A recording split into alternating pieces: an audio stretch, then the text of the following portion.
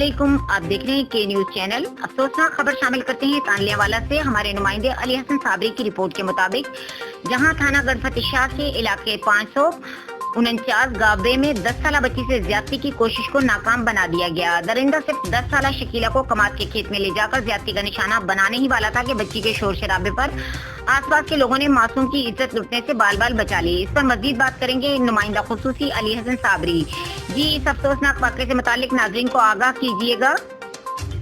जी, अफसोसनाक वाकया जो है वो थाना गढ़फतेशाह के इलाका मौजा शादी सादात के नजदीक पेश आया है, जहां पर 549 गावबे के रिहायशी जाकिर हुसैन की 10 साल बच्ची के साथ मुबैना ज्यादती की कोशिश जो है वो मकामी अफराद ने नाकाम बना दी।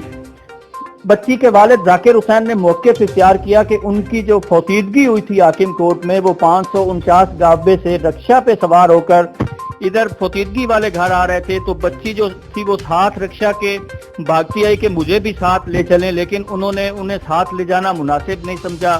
तो वो बच्ची जो है वो सड़क किनारे ही रह गई और ये रक्षा लेकर जो है वो फौतीदगी वाले घर आ गए।